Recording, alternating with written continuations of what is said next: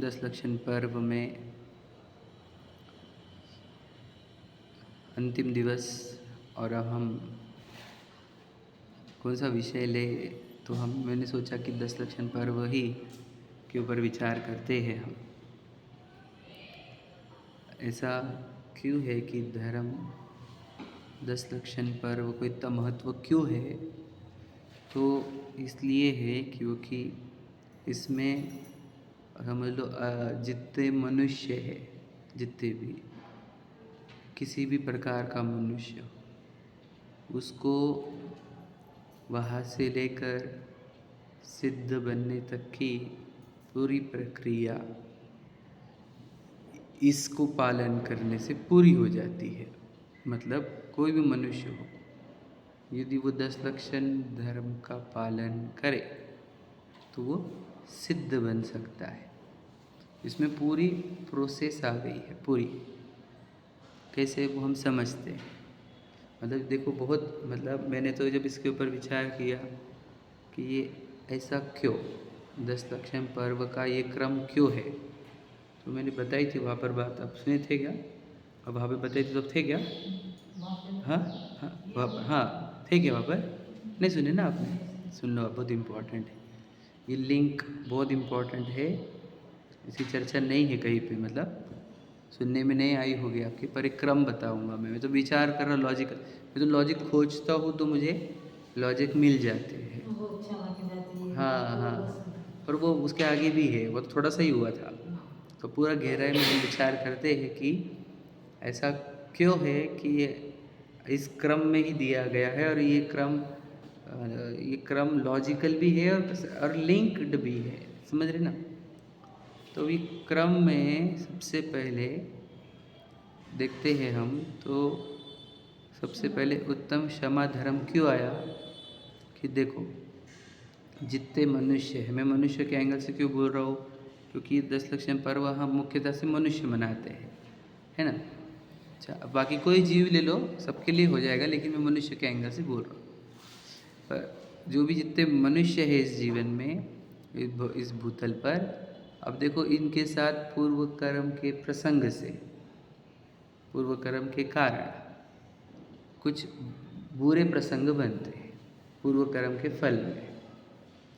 और बुरे जब कर्म के फल आते हैं तो वस्तु स्वरूप का ज्ञान नहीं होने से, कर्म सिद्धांतों का ज्ञान नहीं होने से, इसको वह बुरा किसी व्यक्ति ने, निमित्त ने किया, ये भाषित होता है।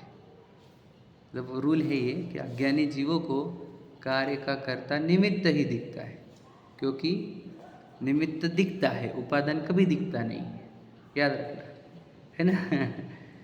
उपादान का देखो, अभी सुन रहा था मैं विवेक जी का कि निमित्त दिखता नहीं है, उपादान, निमित्त दिखता है, उपादान दिखता नहीं है, लेकिन निमित्त करता नहीं है, उपादान करता है। तो जब इसके साथ बुरे प्रसंग बनते हैं तो ये उसको निमित्त को ऊपर आरोप लगाकर उसके प्रति क्रोध और बैर करता है। क्रोध भी हमारा इतना बड़ा इशू नहीं है, बैर। और होता क्या है कि जैसे ही लगता है कि इसने मेरा बुरा किया, तो ये जीव उसका बुरा करने के भावों में व्यस्त हो जाता है। मतलब इसका मन अब उसका बुरा करने का है, उसका बुरा करने के लिए क्या किया जा सकता है, ऐसे विचारों से उसका मन घिर जाता है। समझ रहे क्या? तो उसने मेरे साथ किया तो मैं छोड़ूंगा नहीं, मैं भी उसको दिखाऊंगा, मैं उसको समय आने दो, उसको मेरे को मौका मिलने दो, मैं छोड़ूंगा नहीं। पहले मैं उसको ये करूँगा, फिर मैं उसको वो करूँगा, फिर मैं उसको ये करूँगा। उसने एक किया, मैं 10 करूँगा, मैं ईंट का जवाब पत्थर से दूंगा। ऐसे ऐसे विचारों से उसका दिन रात चलता है। हमने खुद ने देखी ज़िंदगी में कि अगर हमारे साथ, हमारे रिश्तेदारों के साथ किसी ने कुछ बुरा किया, अब होता सब उदय से है, सब कर्मोदय का खेल है कि नहीं? सब उपादान है, सब निश्चित था, फिर भी हमारे को वो वस्तु स्वरूप और कर्म सिद्धांत नहीं पता होने से हम उसके जिम्मेदार किसी एक व्यक्ति को देखते हैं, और वो व्यक्ति फिर हमारे उसकी बर्बादी या उसका बदला लेने वाले भाव हमारे अंदर घूमते हैं, है ना, तो मन उसके बदला लेने के भावों में व्यस्त हो जाता है, तब वह सत्य को खोजने के विचार किंचित भी नहीं कर सकता है। याद रखना, कर्म बांधते हैं वो तो अलग ही, अब फिर तो वो तो और कॉम्प्लिकेशन क्रिएट कर ली उसने, क्योंकि पुराने उदय तो खराब ही थे, और इस समय फिर वो उसको करूँगा, ये करूँगा, वो करूँगा, कितने कर्म बांधता है, मतलब उसका तो लिमिट ही नहीं है, बाप रे।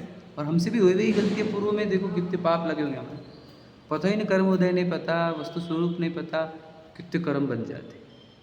तो फिर इसलिए पहले उसको कर्म का सिद्धांत का ज्ञान कराकर, वस्तु स्वरूप का ज्ञान कराकर उससे बैर छुड़ाते हैं, द्वेष छुड़ाते हैं, और उसको कहते हैं ते कर्म पूरब किए खोटे। और पूजन में तो उन्होंने पूरे एक्सट्रीम खोल के रख दी कि घर ते निकारे तन कही है अयानो वस्तु छीने बांध मार बहुविधि करे, घर ते निकारे तन विधारे बैर जो न तहादरे, और उसके बाद में ते कर्म पूरब किए खोटे।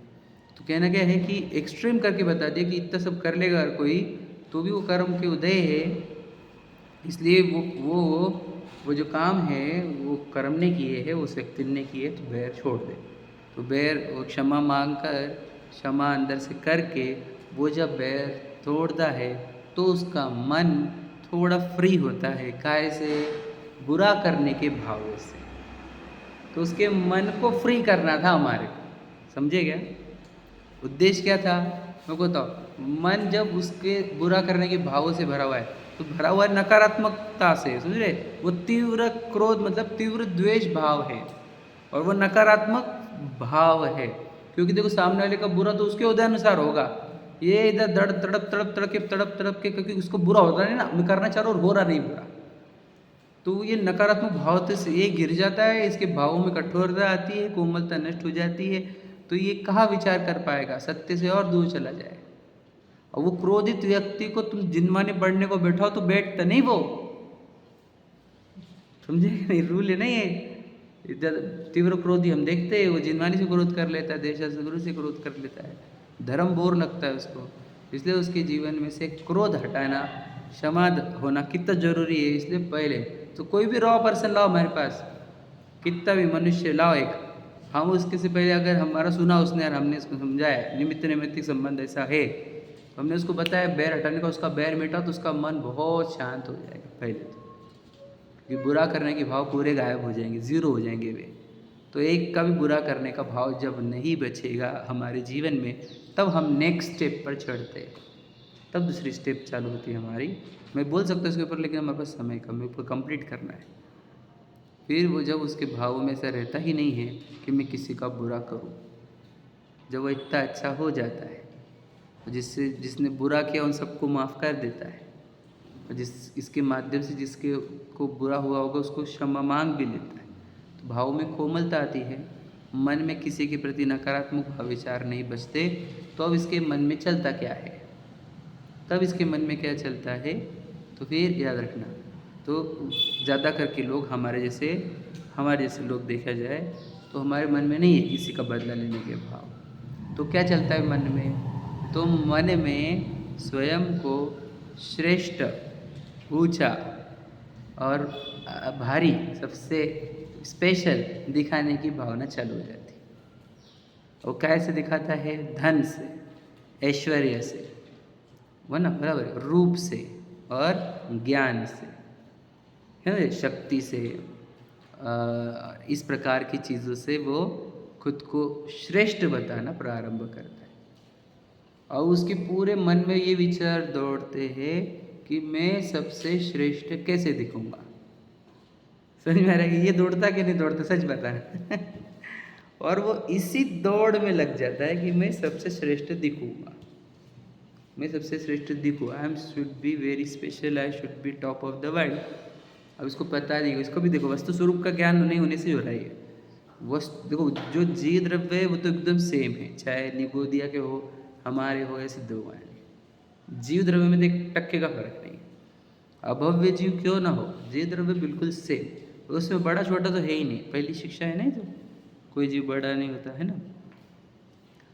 तो सब जीव समान हैं, सिर्फ संयोग के कारण कोई छोटा कोई बड़ा दिख रहा है, संयोग, और संयोग कर्म कर रहे हैं।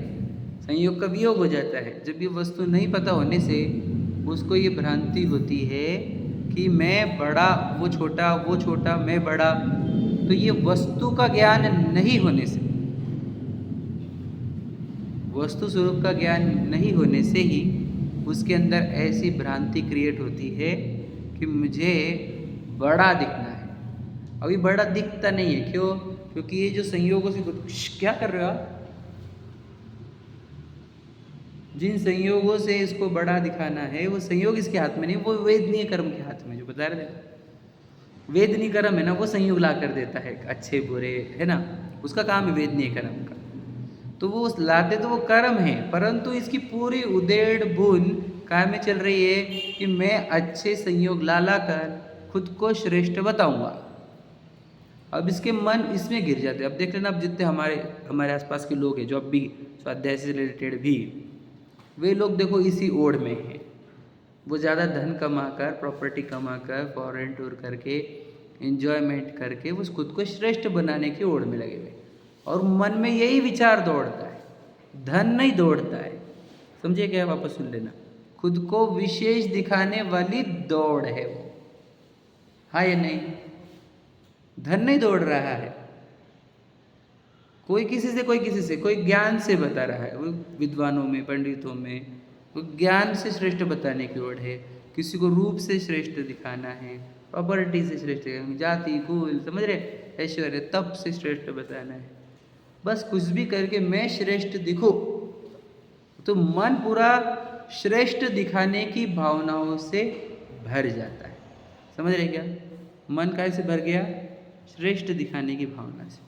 तो उसको जब कर्म सिद्धांत सिखाया, वेदनीय कर्म सिखाया, वस्तु स्वरूप सिखाया, तो पता चला कि हम किसी से श्रेष्ठ और किसी से निकृष्ट होते नहीं, सब जीव समान। समझ रहे? सब जीव समान हैं, कोई छोटा बड़ा नहीं है ना। इसीलिए किसी से ऊंचा दिखाने वाले प्रयत्न सब छोड़ दो, तो वो ये प्रयत्न छोड़ता है। समझ रहे? और अपने अंदर तो सबके प्रति समता भाव लाता है, विशेष दिखने का चक्कर छूटता है, और सिर तो यह उसके मार दो धर्म प्रकट होता है। समझे क्या? हाँ, दीनहीन भी नहीं, वो तो पता नहीं सब समान। तो ये दीनहीनता वाले भाव भी खत्म हो गए, और स्पेशल दिखाने वाले भाव भी खत्म हो गए। तो अब उसकी जो मन है, खुद को श्रेष्ठ दिखाने वाले विचारों से मुक्त हुआ। ये करना था हमारे। समझे क्या कहा? उसके मन को क्यों फ्री कर रहे हैं, वो तो हम आएंगे उसके ऊपर। हम उसके मन में जो चल रहा है वो बंद कर रहे हैं। समझे क्या? पहले क्या था? बुरा करने वाला चल रहा था, दूसरे में क्या था? श्रेष्ठ दिखाने वाला। मन दोनों में व्यस्त रहता कि नहीं रहता हमारा?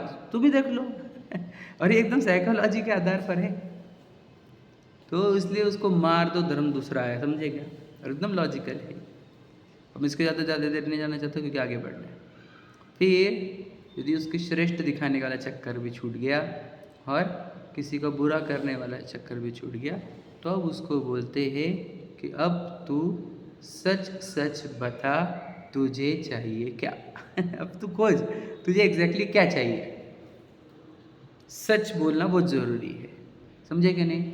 ऐसा ना हो जाए कि वह मोक्ष की बातें करे, है ना, आत्मा की बात करे, और एक्चुअल में उसे मिट्टी ही पसंद आती हो। समझे क्या? यानी मोक्ष की बात करे वो, है ना, सबके सामने, और आत्मा की बात करे, परंतु उसको अभी भी पुण्य के उदय अच्छे लगते हो, भोग सामग्री अच्छी लगती हो, इंद्रादिक पद अच्छे लगते हो। समझे? तो ये क्या हो रहा है? ये सच सच नहीं बोल रहा है खुद से। समझ रहे कि नहीं? अपने से क्या बोल रहा है छोड़ दो, वो स्वयं से ही सत्य निर्णय पर नहीं आ रहा है कि मुझे क्या चाहिए। अब उसके मन में, याद रखना, मन में भोग है, मन में पुण्योदय है, और वचनों में धर्म की बातें है। समझा क्या कहा? मन में कौन है? भोग। मन में है पुण्य के उदय की वांछा को, या पुण्य उदय चाहिए उसको मन में। लेकिन वचनों में किसका प्रयोग कर रहा है वो? वचनों में वह मोक्ष की बात करता है, धर्म की बातें करता है, सुखी होने की बात करता है। तो ये ही एक्चुअल वाली मायाचारी है। वो हम दुनिया का बोल रहे हैं ना, दूसरों झूठ नहीं बोलना, वो तो है ही नहीं, वो बहुत दूर की लेवल की है, वो बेसिक लेवल की है। ये है रियल वाली मायाचारी। अभी मायाचारी है मतलब इसमें कोई ठग रहे किसको, अगर तो हम खुद से ही सही नहीं बोल पा रहे हैं कि मुझे चाहिए क्या चाहिए। सच हमारे खुद को ही देख लो, हमें पता ना इतजन पूजन को है तो सब महामोक्ष फल प्राप्त है बोलते हैं, अष्टकर्म विध्वंस नहीं बोलते है ना। पर ना कोई अष्टकर्म विध्वंस करना चाहता है, ना कोई मोक्ष चाहता है, ना कोई कामपान का विध्वंस करना चाहता है, ना कोई सुधारो बिना। ये क्या है? ये मायाचारी नहीं क्या? सच बताओ, ये है क्या नहीं? क्योंकि मन में कुछ और है और वचन में कुछ और है। यही कपटता है, यही वक्रता है। इसी का दूर करना, यही वो आर्जव धर्म है। तो तू अलाइन कर ले। अलाइन समझ रहे क्या? तेरा मन जो बोल रहा है, तेरे वचन और तेरा जो जीवन बोल रहा है, वो अलाइन कर ले। एक स्ट्रेट फॉरवर्ड बोल, तुझे चाहिए क्या? तो वो अब दिन भर जो मोक्ष की गप्पे मारता था, जिनवानी की बातें करता था, तत्व की बातें करता था, उसको बोला तेरा मन भी यही चाहता है क्या? तो बोले हाँ, अब मेरा मन, मेरे वचन और मेरा जीवन सब मिलाकर के मोक्ष चाहते हैं। ऐसा नहीं है कि मेरा मन कुछ और चाहता हो और मेरे वचन और जीवन कुछ और चाहते हो, ऐसा नहीं है। अब मैं सरल हो गया हूँ, मेरा मन भी, मेरे वचन और मेरे जीवन अब धर्म ही मांग रहे हैं। तो ये जो अलाइन होना है उसका, यह उसका आर्ज धर्म है। समझा क्या? इम्पोर्टेंट है ये।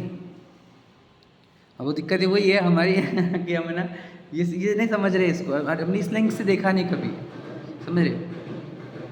समझा क्या बेटा? अब चौथा, अगर वो हो गया, हाँ मुझे धर्म ही चाहिए, कोई झूठ नहीं, मेरा मन भी यही चाहता है धर्म, और मैं धर्म ही चाहता हूँ। एक काम करो, वो दरवाज़ा वो दोनों खिड़कियाँ बंद करो। आराम जाओ, वो दरवाज़ा और दोनों खिड़कियाँ बंद करो, और ये दरवाज़ा भी अद्धा बंद कर दो, जाओ जल्दी।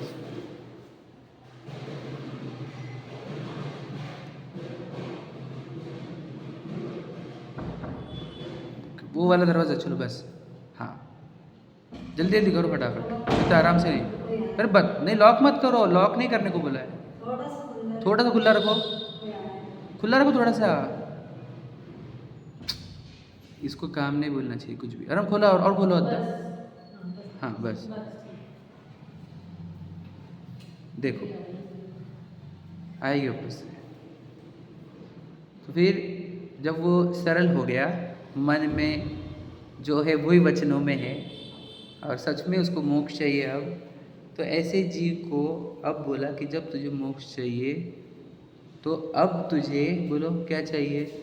अब अभी भी मन में चाहिए वाले अगर भाव चलेंगे कुछ भी, तो तुझे वापस से सत्य की खोज नहीं होगी। तो उसके लिए उसका एक भाव होना बहुत जरूरी। कौन था? संतोष। क्यों? देखो, जो प्राप्त है उसमें जो संतुष्ट है, और जो प्राप्त होता है वो उदय प्रमाण प्राप्त होता है। उदय के ऊपर किसी को मिलता नहीं। हम देख रहे कितने लोग प्रयत्न कर रहे हैं, सही है कि नहीं? प्राप्ति जो प्राप्त हुआ है पूर्व कर्म के उदय से, उसके अधिक नहीं मिलता। हम कितने देख लिए हमने, मैं खुद के जीवन से बोल सकता हूँ और कितने जीवों को देखकर बोल सकता हूँ। तो जो प्राप्ति में संतुष्ट भावना लाएगा, इससे अधिक की चाह नहीं करेगा। कि मेरे पूर्व कर्म का उदय बोल रहा है कि मेरा ये समझ लो, मान के चलो 2 BHK का घर है या 3 BHK का घर है, कर्म बोल रहा है इतना ही मिलेगा। तो यदि मैं 2-3 BHK में सेटिस्फाइड रहूँगा, समझ में आ गया, जो मुझे कर्मों ने दिया है, तो ही फिर आगे की जर्नी प्रारंभ होती है।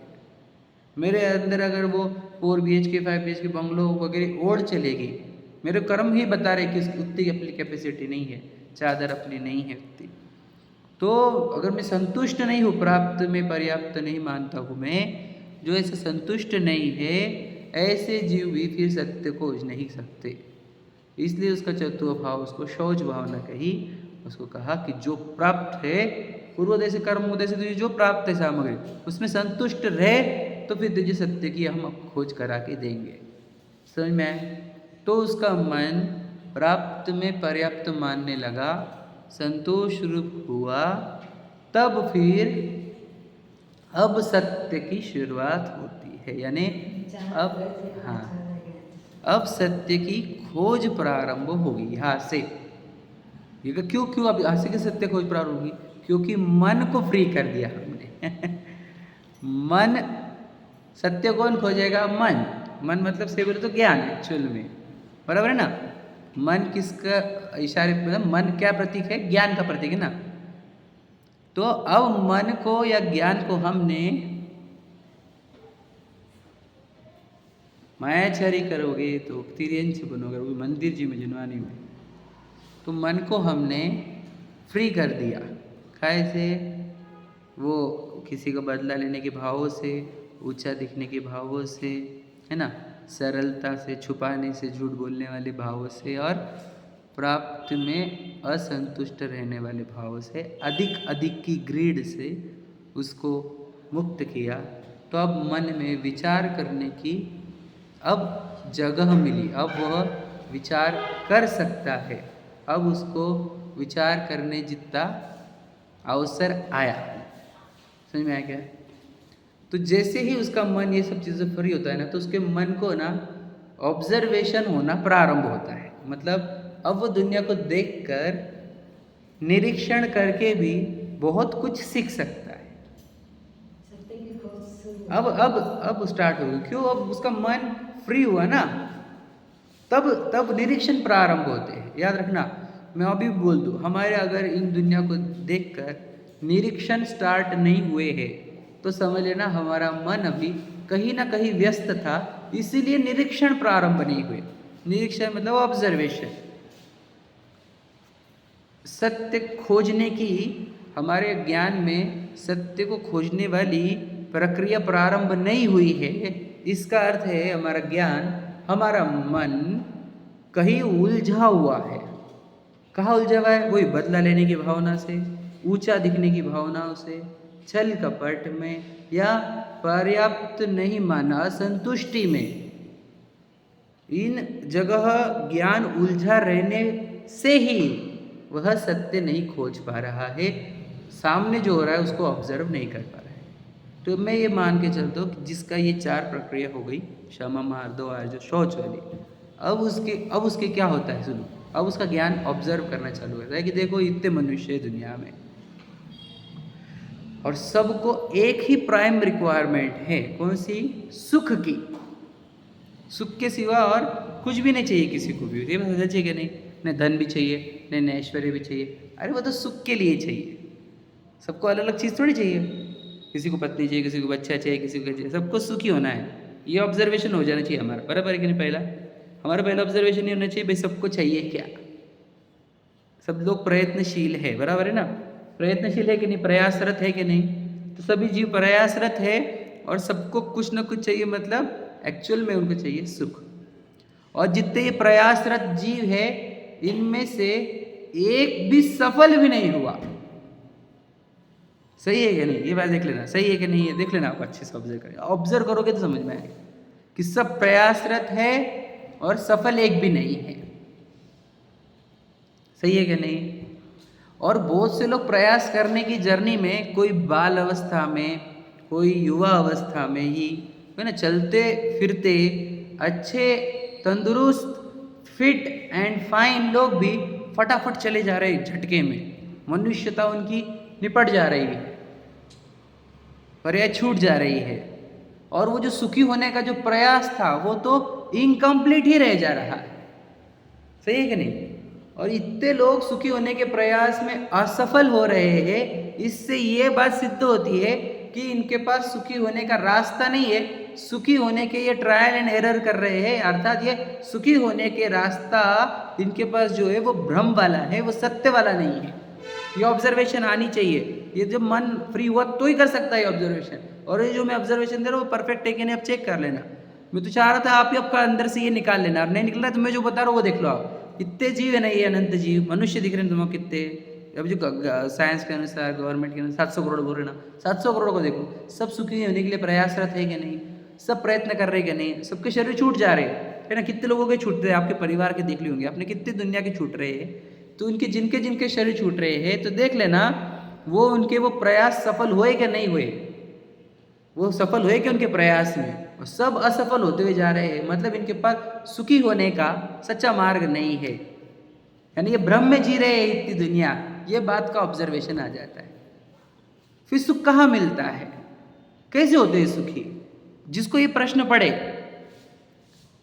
कि कोई किसी के पास है ना सुखी होने का रास्ता है नहीं, ये तो पक्की बात मालूम पड़ गई मुझे, और ये मेरा ऑब्जर्वेशन है, और याद रखना जिसके पास ये परफेक्ट ऑब्जर्वेशन है ना वो ही आगे बढ़ सकता है। ये जो मैंने जो प्रक्रिया बताई याद रखना, अगर सच्चा जीव है कोई जो सच में मुक्त होना चाहता है तो उसको ये प्रक्रिया से गुजरेगा वो, और ये जहाँ पे मैं पहुँचा अभी वो प्रयास पर आएगा, वो ये ऑब्जर्वेशन पे आएगा कि दुनिया देख ली हमने, सबको देखा हमने, अमीरों को देख लिया है ना, प्रसिद्ध लोगों को, डॉक्टरों को, इंजीनियरों को, एक्टर्स को, एक्ट्रेस को, है ना, नेता लोगों को, है ना, कितने राजा महाराजा को, सबकी बात देख ली हमने, कोई सुखी हो नहीं रहा, सुखी होने का भ्रम चल रहा है उनके अंदर। तो सुखी होते कैसे है, फिर सुखी कैसे होते हैं, तो ये इतना इंपॉर्टेंट क्वेश्चन है मेरा कि सुखी होते कैसे है, तो इसका उत्तर मुझे मिलेगा कहाँ पे, कहाँ मिलेगा मुझे इसका उत्तर, अपने अंदर। अब कोई अज्ञानी जीव है उसको अंदर से मिल जाएगा उत्तर, नहीं मिलेगा उसको उत्तर, समझना ध्यान से। तो जिसका ये इतना काम हो चुका और उसको ये प्रश्न उठा कि मैं सुखी कैसे हो सकता हूँ, क्योंकि सब विफल प्रयास है, इन सब के जितने प्रयास है सब विफल है, वो असफल हो रहे हैं इस प्रयास में, तो मुझे सुखी होने का जो मार्ग सीखना है, सुखी कैसे होते ये सीखना है, तो ये सुखी होने का रास्ता मुझे कहाँ मिलेगा, तो ऐसे वो सर्च मोड पे आते हुए उसको ये किसी के द्वारा उपदेश मिलता है कि धर्म करने से सुख मिलता है। समझ में आया क्या? अब उसकी जर्नी बराबर दिशा में जा रही है, जो हमने बताया, उसका मन फ्री हुआ, फिर उसको सत्य खोजने के लिए उसने ऑब्जर्वेशन किया, ऑब्जर्वेशन करने से पता चला कोई सुखी नहीं है, फिर सुखी होने का रास्ता कहाँ मिलेगा, तो धर्म में आया। तो धर्म में कौन होते हैं मुख्य, देव, शास्त्र, गुरु, ये तीन चीज़ें होती है। धर्म बोले तो ये तीन चीज़ें होती है, कहीं पर भी जाओ आप, धर्म मतलब तीन चीज़ें, देव, शास्त्र, गुरु। समझ में आया कि नहीं? कम से कम देव, एडिशनल देव गुरु, एडिशनल देव शास्त्र गुरु। समझ में आया? तो जब देव शास्त्र गुरु के पास आया तो प्रश्न क्या पूछेगा वो, कि मैं सुखी कैसे हो समझ में आया? मैं सुखी कैसे हो सकता हूँ। तो भगवान जी के पास गए तो भगवान जी ऐसे पे उत्तर ही नहीं मिल रहा है कि नहीं। समूह शरण में गए तो मिल जाएगा, समझ लो। गुरु के पास गए तो गुरु बोल सकते हैं, और जिन मानी पढ़े तो वो भी बोल देंगे, यानी शास्त्र बोले, तो उसकी जर्नी चालू होती है कि सुखी कैसे होते हैं। तो जे अभी आया ही नहीं संयम अभी तो सत्य ही चल रहा है, अभी सत्य चल रहा है। संयम कहाँ है? संयम शब्द यूज भी नहीं किया मैंने अभी तक। अभी सुखी कैसे होना, ये क्या चल रहा है हमारा, सत्य की खोज चल रही है हमारी। हाँ इसके बाद आने वाला है वो, अभी तुम्हें बताऊंगा संयम कब आता है। ठीक है, तो भगवान जी के पास, देव शास्त्र गुरु के पास आया कि सुखी कैसे हो, तो उन्होंने बताया, देख सुख एक पर्याय का नाम है, सुख एक भाव का नाम है, पर्याय का नाम है। ये सुख नाम का भाव या पर्याय जीव नाम के द्रव्य में उत्पन्न होती है, यानी आत्मा में उत्पन्न होता है। तो जो आत्मा में रमेगा, आत्मा को जानेगा, उसको सुख आएगा। ये भगवान जी के उपदेश थे, देव के, यही शास्त्र के और यही गुरु के उपदेश थे। समझ में आया? और ये प्रयास करते हुए हमारे तीर्थंकर और इतने मुनिराज और इतने अरहंत, वे सभी सुखी हुए हैं। वो ये बता रहे, देखो शिखर जी से कोड़ा कोड़ी गए हमारे पास, फिर निर्वाण कांड पढ़ के देख लो तुम, समझ में आएगा नहीं कि कहाँ से कितने गए, कहाँ से कितने गए, कहाँ से कितने गए। ये सुखी होने वाले जीवों की संख्या गिना रहे तुझे हम। 6 महीने 608 जीव जाए 6 महीने में, समझ में? अनंत जीव राशि मोक्ष चली गई, सिद्ध दशा प्राप्त कर ली, है ना, अनंत प्राप्त करने वाली है। तो काय से प्राप्त करेगी ये जीव राशि? आत्मा नाम के द्रव्य में से सुख नाम की दशा उत्पन्न की जा सकती है। ये है वो सत्य जो हमारे को देव शास्त्र गुरु से प्राप्त हुआ। समझ में आया कि नहीं? और फिर उसने ये जो सुना तो ये कहाँ है पटल, कौन से पटल पर आया? ये ज्ञान के साधारण श्रवण पर आया है। ज्ञान के सामान्य श्रवण मतलब सिर्फ सुनने जितना आया है। अब वो ये जो सत्य सुना, अब इसका वह रिपीटेशन में सुनता है इस सत्य को, तो उसका वो जो प्रक्रिया बताया उन्होंने कि वो सुन कर वो निर्णय पर आता है कि हाँ सुख आएगा तो वो आत्मा से ही आएगा, आत्मा में रमने से ही आएगा, क्योंकि पुद्गल धर्म आकाश काल आदि में सुख उत्पन्न होता नहीं। कितने लोग असफल प्रयास करके विफल हो गए, शरीर छूट गया, निगोद पहुंच गए। तो उसका जो ये श्रद्धा अभी जो उसने सुना, तो इसके का निर्णय होने पर उसने अपने ज्ञान से उस सत्य को यानी सुख को एक टेस्ट करके देखा आत्मानुभव की प्रक्रिया में, कि अपने अंदर जाकर देखा। जब उसको आत्मानुभव हुआ उतने काल के लिए राग द्वेष मोह नष्ट हुए, उतनी देर के लिए उसको एक निराकुलता प्राप्त हुई, और वो निराकुलता से उसको उस सत्य का ज्ञान हुआ और उस सत्य की श्रद्धा हुई। हाँ, दर्शन मुनि चला गया, सम्यक दर्शन और सम्यक ज्ञान की प्राप्ति हुई। समझा क्या? अब हुआ सत्य नाम का धर्म कंप्लीट। समझ में आया? अब क्या क्या सत्य मालूम पड़ा कि आत्मा में से सुख होता है, यही सत्य है और कोई सत्य नहीं दुनिया में। सही है कि नहीं? और कैसे होता है आत्मा में सुख? जब उस आत्मा का अनुभव किया जाता है, उस समय राग द्वेष जीरो हो जाते हैं, उससे वो सुख उत्पन्न होता है। यह है वो त्रिकाल सत्य। मोहनी के पहले फिर साता कर्म, जो असाता कर्म वो तक ले लेता क्या?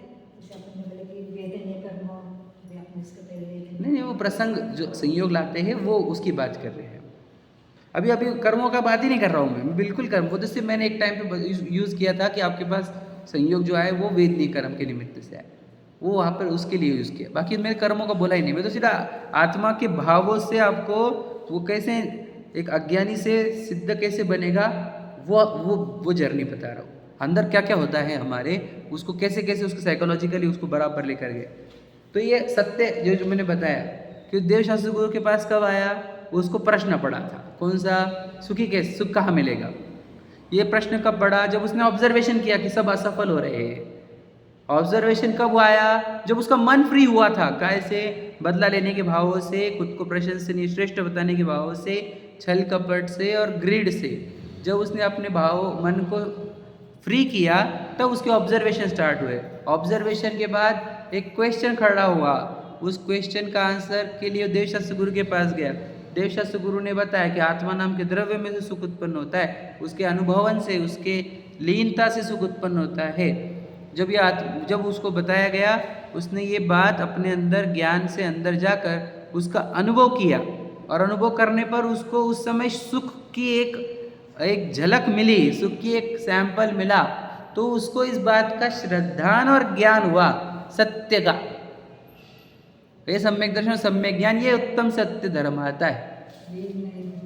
ये मैं हूँ ये वाला भी, और सुख यहाँ से ही मिल रहा है, आत्मा में रमने से सुख मिलता है और कहीं सुख नहीं है। तो ये सत्य जिसको पता चला, अब उसकी जर्नी प्रारंभ होती है। काहे कि सब संयम तब त्याग अकिंचन ब्रह्मचर्य चालू होती है। वो कैसी होती है वो भी समझेंगे, तो याद रखना। तो जिसको सत्य समझा कि आत्मा में से सुख आता है और किसी में से नहीं आता है, ठीक है, यहाँ तक हो गया। सत्य के मैं संयम पर आ गया हूँ। वो खोल दो दरवाजा आराम, मतलब दोनों दरवाजे खोल दो पूरे, वो वाला भी पहले वो भी खोलो। अब उसको सत्य जब पता चल गया तो अब संयम की बात चालू हो गई। कैसे होती चालू? देखो, संयम का होता है कि इंद्रियों को नियंत्रण में लेना, बराबर है, सीमित करना और संयमित करना। किसको? इंद्रियों को। अब आज तक इंद्रिय कहाँ दौड़ रही थी पता है आपको? सुख को खोजने में। सही है कि नहीं? अब आंखों से देख देख कर सुखी होना चाह रही थी, वो सुन सुन कर सुखी होना चाह रही थी, सूंघ कर, टेस्ट ले लेकर और टच कर करके सुखी होना चाह रही थी इंद्रिया, बराबर है कि नहीं?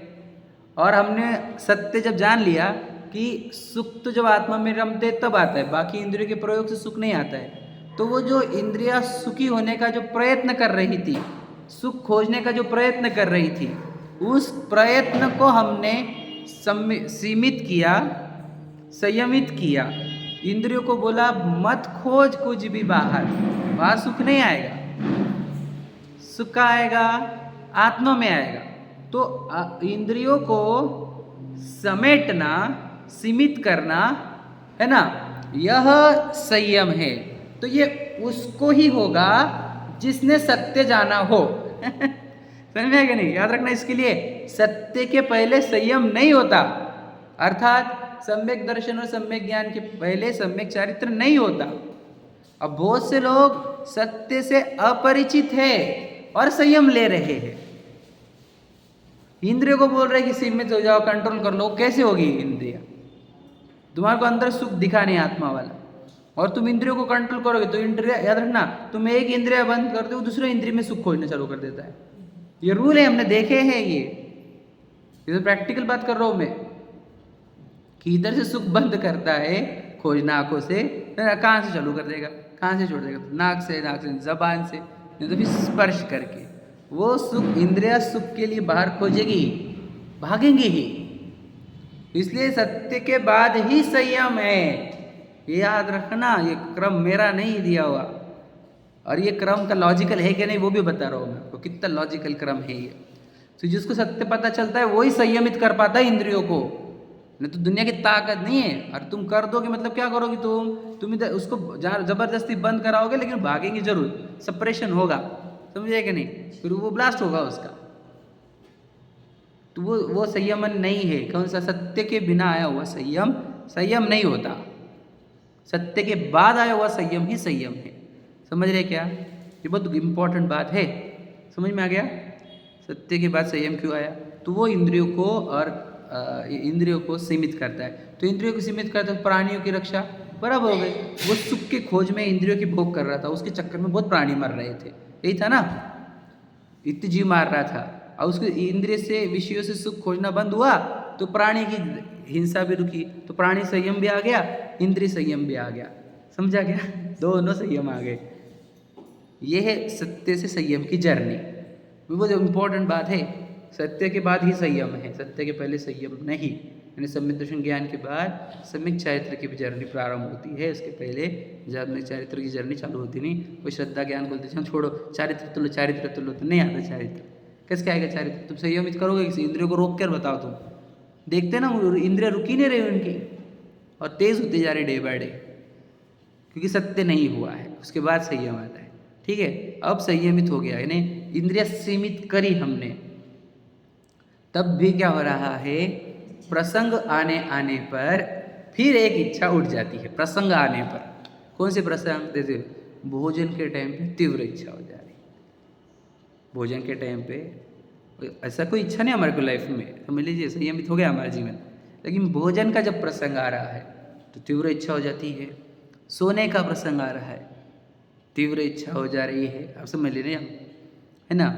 बातें करने के प्रसंगों में, है ना? और फिर ऐसे, और मैंने तो छोटे छोटे बता रहा हूँ। अब भोजन के प्रसंग में क्या हो जाता है कि भोजन को बिल्कुल अवॉइड ही नहीं कर पा रहा हूँ मैं, तो इच्छा के ऐसे तीव्र स्तर है मेरे जीवन में, तो वो बाहर के कुछ नियम की सहायता लेकर, नियमों की सहायता लेकर अपनी उन इच्छाओं के ऊपर विजय प्राप्त करना प्रारंभ करता है। कैसे? कि अनशन, भैया एक दिन उसको उसके भोजन वाली इच्छा से मुक्त करने के लिए वो अनशन आदि पहला तप लेता है। मतलब वो भोजन के टाइम पे होने वाली उसी समय पर जो उद्रेक रूप आती है इच्छा, उसको रोकने के लिए उसने अनशन नाम का नियम लिया। फिर उसी ने अवमोदर्य, पूरा पेट भरकर खाने नहीं दिया, क्योंकि उसकी इतनी तीव्र इच्छा चलती कि वो फुल पेट खाए बिना उठता ही नहीं, आज तक की आदत है उसको, ठसाठस भरता है वो। लेकिन वो रोक पा रहा है क्योंकि देख रहा है यहाँ पर इच्छा काम कर रही है ठसाठस भरने में, और ये इच्छा मुझे तड़पा के छोड़ती है, ये मुझे भिखारी बनाती है ये इच्छा। तो वो इसको इच्छा को रोकने के लिए अवमोदर्य का नियम ले लेता है, मैं आधे पेट खाऊंगा, 2 ही रोटी खाऊंगा, समझ रहे?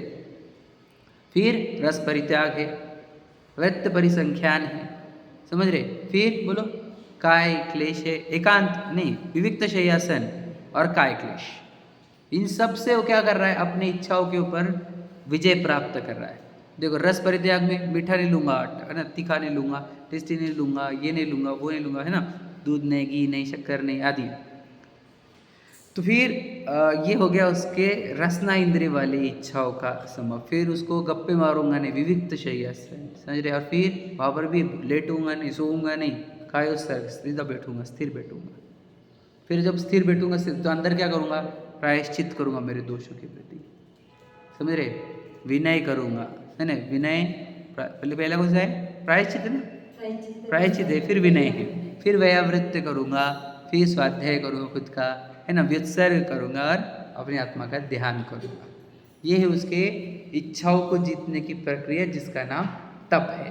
तो लेकिन तप कब आएगा, जब संयम होगा। संयम कब आएगा, जब सत्य होगा। सत्य कब होगा, जब वही शौच हुआ होगा, मार्दो हुआ होगा, आर्जव हुआ होगा और क्षमा हुई होगी। हाँ, आर्जव, मार्दो और क्षमा, हाँ सॉरी ये हुआ होगा तो जाएगा ना तब।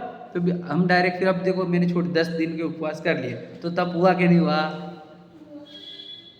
अब समझना, किसी को नहीं बोला क्या, पाप नहीं लगाना है हमारे को। इस जिनवानी पर बैठकर किसी की निंदा वगैरह नहीं करना हमारे को। पाप कितना लगेगा इस क्षेत्र पर, अगर तुम विकारी भाव करोगे कितना पाप चढ़ता है। हम वो कर ही नहीं रहे, हम तो बता रहे कि वो तप की संज्ञा में नहीं आता है। वो संयम की संज्ञा में आता है क्या, संयम की भी संज्ञा में नहीं आता है। अब किसी बात है वो संयम भी नहीं, वो तप भी नहीं है, तुम बताओ सिर्फ हमारे को संयम या तप में आता है, फिर वो काहे में आता है, ये प्रश्न है हमारा। सोच कर दो उत्तर, 2 मिनट देता हूँ मैं। हाँ क्या, लंघन, हाँ लंघन भी है, और कुछ है ना वहाँ पर, क्या है वहाँ पर एग्जैक्टली, हाँ। तो इसीलिए वो समझ रहे क्या नहीं, वो जो मार्दों के विरुद्ध वाला भाव है, वो वाला भाव है, वो समझ में आया क्या, हाँ समझ में आ रहा है। वो मान कशा सब मुझे याद रखना, मुझे अगर श्रेष्ठता मिल रही है 2-4 दिन नहीं खाकर, तो श्रेष्ठता बड़ी चीज़ मिल रही है ना, आप समझे क्या नहीं, बड़ी एक, हाँ मान का ही बात, मान सब चीज़ मिला के मान में है ना वो श्रेष्ठता। बुरा मत लगने ना जिनवानी के ऊपर मैं बोलना चाहता हूँ। मैं किसी व्यक्ति, मेरे अभी भी बोलते हुए कोई व्यक्ति नहीं दौड़ रहा है मेरे दिमाग, मैं तो कंसेप्ट बता रहा हूँ। मैं भी कर लूँ सत्य जाने बिना, तो मैं भी वही चीज़ हूँ, वैसा ही व्यक्ति हूँ, मान कषाय के लिए कर रहा हूँ। हम सोचते हैं कि यार कुछ भी धर्म नहीं इनके जीवन में, और ये 10-10 उपवास कर लेते किस क्या। तो देख लो तुम, वो 10 दिन कुछ ऐसा कुछ खास थोड़ी करते कि तो पूजन को है कि स्वाध्याय को है, तो बहुत धर्म ध्यान कर रहे हैं, आत्मचिंतन चल रहे, वो कुछ नहीं है, वही सब चीज़ों को छोड़कर उपवास है, वो है क्या नहीं। फिर वो क्या रहे हैं, तो वो समझ लेना, अब ये जो मैं बता रहा हूँ वो है वो। तो वो तप की संज्ञा में नहीं आती। तपस्वी तपस्वी तपस्वी, है ना, तपस्वी की तपस्वी नाम दे दे रहे। मैं बोला यार तपस्वी शब्द की इतनी बदनामी नहीं होनी चाहिए, बुरा मत लगने देना। तो किसी व्यक्ति आजकल बहुत कुछ भी, क्योंकि देखो अज्ञानता फैला, कुछ भी मन से थोपे हो बस। और ये तो अश्वत्थाम्बर कल्चर आ गया, और वो तो यही नाम देते, तपस्वी नाम देते। कल मालूम पड़ा मुझे कि आजकल वो गीत जब भी बिंदिया हो रही तो उन लोगों को बुलाया जा रहा है, तो वो उनके ही शब्द बोलते हैं, है क्या नहीं, क्या बोलते हैं उसको, स्थानक जाना है, क्या पचखान ये है, और वो कच्चा पानी, और वो सब ऐसी बातें कर। तो ये अपने लोगों के अंदर भी वो घुसेड़ रहा है। अपने लोग क्या कर रहे हैं, अपने लोगों को नहीं गाने वाले, अपने लोग सिर्फ पार्टियाँ करने में व्यस्त। तो गाने भी वाले अपने को दूसरे बुलाने पड़ रहे हैं, मतलब सोचो। और फिर वो देते तपस्वी नाम, तो हम भी तपस्वी, हाँ तपस्वी को अनुमोदना, तपस्वी को अनुमोदना। तो तब वो नहीं है, ये बता दिया हमने। इच्छा को जीता जा रहा है कि तुम्हारे, समझ में है कि नहीं। और छोड़, जीता नहीं, अरे एक इच्छा थोड़ी जीती, वो तुमने खाना नहीं खाया है वो, बाकी तो इच्छा अंदर की कितनी सारी वो वाली। इसे तो भारत में उपवास पहले नंबर, 1 नंबर, सबसे लोअर लेवल पर सबसे लोअर लेवल पर। सबसे देखो एक्चुअल तप कौन सा, देखो एक तो बहिरंग है, अंतरंग तप है। अंतरंग तप में क्या, सबसे पहले तो विनय आनी चाहिए, किसके प्रति, आत्मा के प्रति। आत्मा की विनय होती है, क्या, मुझे मेरा आत्मा ही शरण है, मैं आत्मा मेरे चैतन्य ध्रुव भगवान की विनय करता हूँ, ये है। फिर प्रायश्चित क्या, कि मैं आत्मा से बाहर जाता हूँ इस भगवान को छोड़कर, मैं कितना मूर्ख हूँ, इधर भगवान बैठा है और मैं किधर जा रहा हूँ, ये प्रायश्चित। और व्यावृत्ति मतलब मैं अब मेरे ध्रुव आत्मा की ही आराधना करूँगा, उसी की सेवा करूँगा, समझ रहे, उसी के लिए जीवन जीऊंगा, ये प्रायश्चित। कोई व्यक्ति, कोई और व्यक्ति का प्रायश्चित नहीं है ये। इस स्वाध्याय में मैं उसी का ही ज्ञान बढ़ाऊंगा, आत्मा का, है ना। व्युत्सर्ग में मैं उसके सभी दोष दूर करूंगा, है ना। सब खोटे विचार जो आ रहे मुझे अभी भी आत्मा को छोड़कर, उसका हटाया बाजू में, और जो हुआ वो ध्यान, जो सर्वोत्कृष्ट तप है, 12वें नंबर का तप। तो ये है तप जो हम बताना चाहिए। किसको आएगा? वही सत्य संयम के बाद आने वाला तप, ठीक है। अब तप करना चाह रहा था मैं, ठीक है। तो तब तुरंत क्या हो गया पता है क्या? ओ पप्पा चलो ना, ओ मम्मी चलो ना, ये बनाओ वो बनाओ, अरे घर पे वो आए गेस्ट, नहीं है कि नहीं, अरे उधर जाना है बिनतियों को, अरे पारने को जाना है, अरे यार मेरे को ध्यान करने दो ना मेरा, अरे दुकान भी तो है, दुकान भी तो देखनी है, ये भी करना है वो भी करना है, समझ रहे। रिश्ते हैं, आने जाने वाले हैं, अपन नहीं जाएंगे तो कौन आएगा अपने घर पे, है ना। मेरे बुद्धि तो आने रहे तो है कि नहीं, रिश्ते निभाना। और जैसे हम कहीं कोई एक्सपायर हुआ तो हमको 3 दिन के लिए आने देते, नहीं 13 दिन के लिए नहीं आने देते, है ना। मंदिर में 1 दिन के लिए आने दे दो, है ना। तो क्यों नहीं आने दे रहे? दंड है, दंड। किस बात का दंड बोलो? रिश्ते निभाने का दंड, पनिशमेंट है ये। तुम्हें लौकिकता तुम्हारे को पसंद है ना, तुम्हारे को रिलेशन मेंटेन करना पसंद है ना, तो फिर दंड भी भुगतो उसके। तुम्हारे को उतने दिन मंदिर में नहीं, लॉजिक है, देखो एकदम सही है क्या नहीं। तुम्हारे को देखो अब 10 लक्षम पर्व थे, अब बुरा मतलब नहीं देना। और भगवान जी, पर्व और आत्मा के ऊपर और कौन सा रिलेशन आता है बताओ भला? कि उसके लिए मैं अगर मंदिर छोड़ दूँ, मेरे पर्व छोड़ दूँ, मेरे ये इतने महान अवसर छोड़ दूँ, इसके ऊपर तो कुछ भी नहीं होना चाहिए ना हमारे जीवन में। प्रायोरिटी सेट नहीं, फिर हमारी पर्पस एंड प्रायोरिटी सेट नहीं है हमारी, समझे क्या नहीं।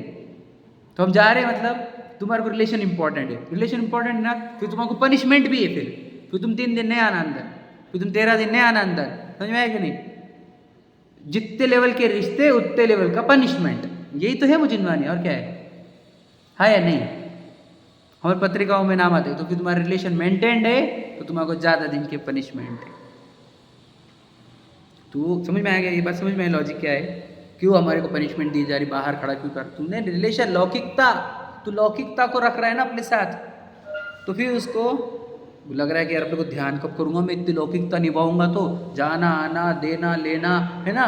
इसके पास जाओ उसके पास जाओ, यार है तो उनको मेंटेन करो, है ना, अटेंड करो, है ना, बच्चे कच्चे ये वो, मेरा ध्यान कब होगा फिर मेरा। तो वो क्या करता है बोलो? वो त्याग करना चालू कर देता छोड़ो ये छोड़ो, मेरा बाहर जाने का त्याग, बिनतियों में जाने का त्याग, शादियों में जाने का त्याग, समझ में आया कि नहीं, होटलों में जाने का त्याग, रेस्टोरेंट जाने का त्याग, मूवी पार्टी थिएटर, है ना, किटी पार्टियों का त्याग, समझ में आया, दुकान पे जाने का त्याग, व्यापार का त्याग, समझ में। त्याग करते करते करते करते फिर भी ध्यान को बैठ रहा है तो पत्नी बच्चे है सताने को, तो फिर पत्नी बच्चों का भी त्याग, ये घर का भी त्याग, तो वो उत्तम त्याग में आता है। अब समझ में, अब लॉजिक समझ रहा है पूरा, क्योंकि ध्यान करना है ना हमारे को। अब ये त्याग नहीं करूँगा ध्यान कब होगा हमारा? अब सोचो पूरा किटी पार्टी करूँगा मैं, घूमूंगा फिरूंगा, रिलेशन मेंटेन करूँगा, होगा मेरा ध्यान?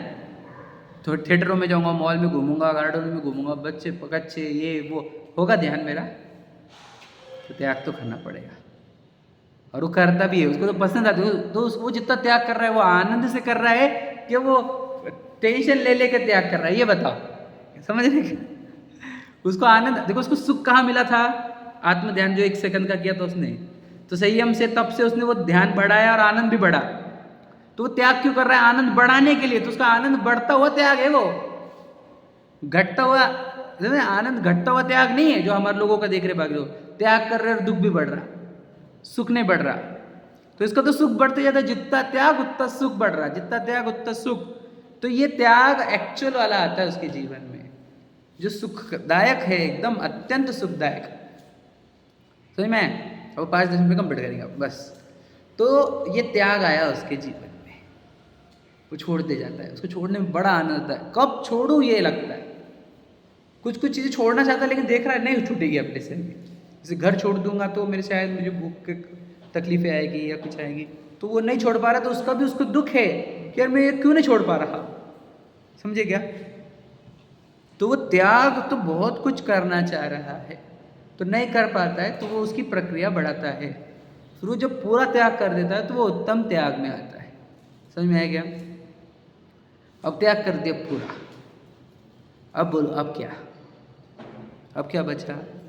तो याद रखना, तो मुनि संघ है ना, मुनि संघ है जहाँ पे हम दीक्षा लेकर जा रहे हैं, तब त्याग करके दीक्षा भी ली हमने। मुनि संघ है, फिर वो जहाँ पे क्षेत्र होगा वहाँ पर, या कुछ भी, समझ में आया क्या नहीं? पहाड़ है, वो जंगल है, जो कुछ है वो सब मेरे नहीं है, ऐसा बार बार बार बार अकिंच अन्य, अकिंच अन्य क्या? ना ये संग मेरा, ना ये भी पहाड़, ना ये पर्वत, समझ में आया कि नहीं? ना ये कोई व्यक्ति, ना ये जगह, ना ये कुछ, समझ रहे? ना ये दिशा, ना ये मध्यलोक, ना अधोलोक, ना ऊर्ध्वलोक, समझ रहे कि नहीं? ना आकाश, ना काल, ना धर्म, ना धर्म, ना पुद्गल, है ना, स्पर्श रस गंध वर्ण कुछ मेरे नहीं, ये शरीर नहीं, ये पीछे का मंडल मेरा नहीं, ये आवाज़ मेरी नहीं, ये पुण्योदय मेरा नहीं, ये समझ कुछ भी मेरा नहीं। अकिंच अन्य परमाणु मत्तम पे क्या? फिर त्याग तो हमने बता दिया ना। फिर त्याग में क्या बताया? पत्नी बच्चे भी छोड़े ना, उसने घर भी छोड़ा ना। उत्तम त्याग बोला ना हमने, बोला ना जस्ट अभी उत्तम त्याग। तो जिसने पत्नी बच्चे ने छोड़े और बहुत कुछ छोड़ा, वो त्याग में तो आ सकता है, उत्तम त्याग में नहीं आएगा। उत्तम त्याग में क्या आएगा? पत्नी बच्चे तक, घर परिवार तक, समझ रहे कि नहीं? पूरा छोड़ा तो ही उत्तम त्याग में आएगा। और जब पूरा त्याग हुआ तो ही अकिंचन्य आएगा ना। अब सोचो कुछ ऐसा त्याग देख रहे हम कि घर परिवार छूट गया और कुछ चीजें और है एक्स्ट्रा, तो उत्तम त्याग में भी नहीं आया। तो उत्तम त्याग नहीं आएगा तो अकिंचन्य कैसे क्या, और फिर ब्रह्मचर्य कैसे? समझ रहे क्या? इसलिए उत्तम त्याग के बाद भावना अंदर क्या चलती है? मेरा कुछ नहीं है इस विश्व में, और सच में नहीं है। हमने बताया था, कंदु कंदु शतक अपन ले रहे थे तो उन्होंने लिखा परमाणु में तंपी, समझे? परमाणु मात्र मेरा नहीं, अन्य कुछ मेरा परमाणु मात्र नहीं। अरे एक मेरा परमाणु नहीं, यहाँ पर इस विश्व में एक परमाणु मेरा नहीं। मतलब सोचो, इस देह के परमाणु मेरे नहीं है, ये संयोग वाले इतने नजदीक रहने वाले, इसमें से एक परमाणु मेरा नहीं। तो बाहर के घर गाड़ी बंगले है ना, वो मुनि संघ, या फिर वो पहाड़, वो चौकी, शैल शिखर, है ना, वो कहाँ मेरे कुछ भी। इसको अभी एक क्षण में जब शरीर छूटता है, ये पूरे के पूरे छूटते के नहीं एक साथ संयोग, तो ये मेरा एक भी नहीं है, ये मेरे एक भी नहीं है। ये जब वह अंदर भाता है अपने अंदर, समझ रहे? जब उसके अंदर ये भावना भाता है अकिंचन्य, कुछ मेरा नहीं है, तब वह जीव किधर देखेगा? मेरा कुछ नहीं है। ये जब हमारे अंदर आ गया तो हमारा ज्ञान कहाँ जाएगा, हमारा ध्यान कहाँ जाएगा? तो वो जहाँ जाएगा वो है ब्रह्म में, है ना, ब्रह्म में। और ब्रह्म में वो जाएगा तो वहाँ पर रहेगा, उसी का नाम ब्रह्मचर्य। तो स्त्री छोड़ी है, वो तो छोटे बात, त्याग में छोड़ दिया हमने। अभी ब्रह्मचर्य का अर्थ तो वो स्पर्शन इंद्रिय की भोग नहीं करना, वो वाला एंगल है ही नहीं।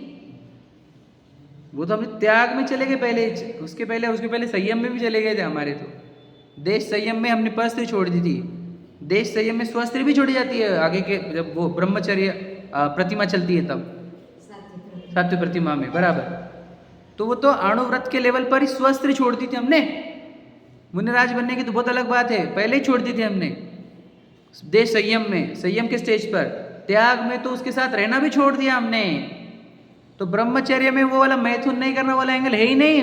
ब्रह्मचर्य का एकमात्र अर्थ है कि वो स्व ब्रह्म जो हूँ मैं, एक्चुअल में ब्रह्म हूँ। ये मिट्टी को, ये मिट्टी क्या समझेंगे मेरे ब्रह्म को? और ये मिट्टी हूँ ही नहीं मैं, ये तो बिल्कुल जमा हुए वाला परमाणु को संग्रह है ना, एक एक एटम्स मॉलिक्यूल्स है ये सब। ये क्या, ये मैं हूँ ही नहीं, मैं इधर अपना एक विश्व लिए हूँ, मैं अपना एक चतुष्टय लिए हुए हूँ।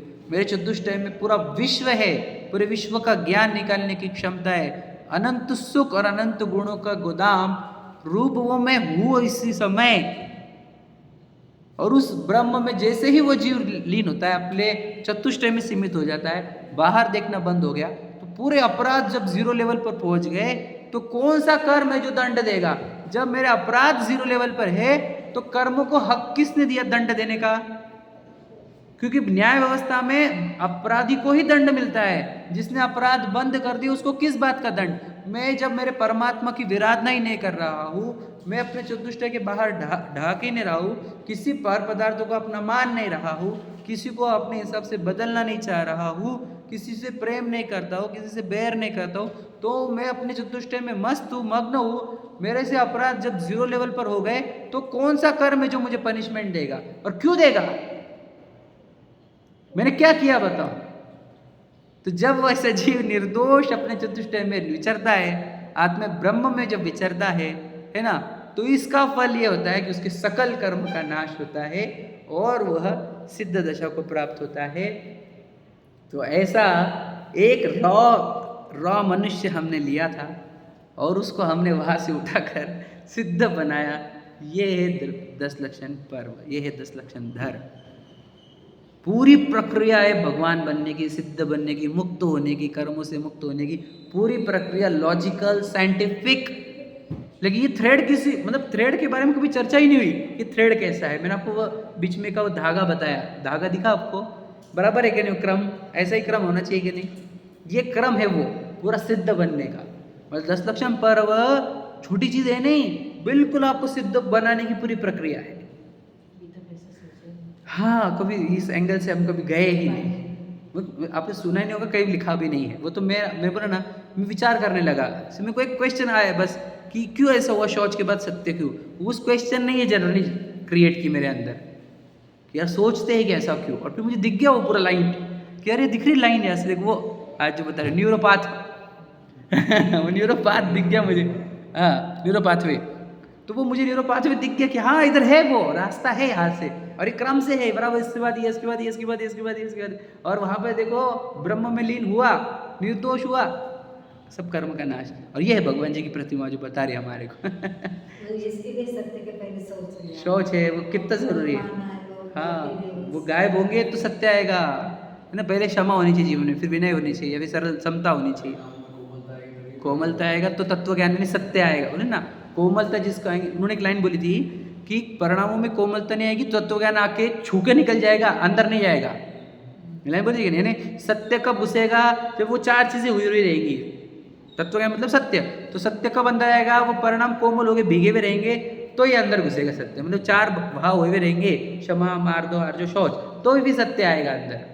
तब ऑब्जर्वेशन स्टार्ट होंगे, तो प्रश्न पड़ेगा, तो प्रश्न उत्तर के लिए हम देवशास्त्र गुरु के पास आएंगे, वो उत्तर देंगे, उसका श्रद्धान करेंगे, तो फिर संयम आएगा, फिर तप होगा, फिर त्याग होगा, फिर अकिंचन, फिर ब्रह्मचर्य। ऐसी पूरी प्रक्रिया है।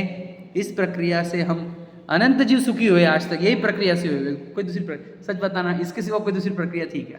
10 लक्षण के सिवा कोई और प्रक्रिया थी? भगवान महावीर क्यों ना हो, शांतिनाथ जी क्यों ना हो, या आदिनाथ जी हो, या आज तक जितने तीर्थंकर हुए, जितने अरहंत हुए, जितने सिद्ध हुए, वो ये 10 धर्म की प्रक्रिया से हुए कि नहीं हुई? इसलिए तो धर्म नाम है। इसलिए तो है वो। क्या गजब की शैली है, क्या गजब का क्रम है। पर वो हमारा अज्ञान इतना था कि हमने कभी इसका बीच में का वो लॉजिक ढूंढा नहीं, और जिसने ढूंढ लिया उसका तो कल्याण होना ही होना है, वो मुक्त होना ही होना है, सिद्ध बनना है। हम सब इसी क्रम से आगे बढ़े। मैं सच बोल रहा हूँ आपको। मैं आपको बताऊँ, आप थे नहीं स्टार्ट में, दूसरे लेवल पर अटके हुए हम। सुन लेना आप, दूसरे लेवल पर समझ में आया कि नहीं? हम ज़्यादा करके क्योंकि पहले लेवल पर समझो हमने क्षमा कर दी होंगी, किसी को बर्बाद करना, किसी का बदला लेने वाले भाव तो हमारे अंदर चल नहीं रहे। लेकिन खुद को श्रेष्ठ बताने वाले भाव में मन व्यस्त होने से, सत्य खोज नहीं रहा वो मन व्यस्त होने से, भाव व्यस्त होने से सबका वहीं पर अटके हुए हम। इसलिए वो लेवल क्रॉस करने की 2 की, फिर 3 की, फिर 4 की, और फिर देखना सत्य आएगा। सत्य आने के बाद संयम वगैरह आएगा। समझ में आ गया? तो सब लोग ऐसा प्रक्रिया पालन करके सिद्ध बने, ऐसी मंगल भावना के साथ चलिए। सहजानंदी।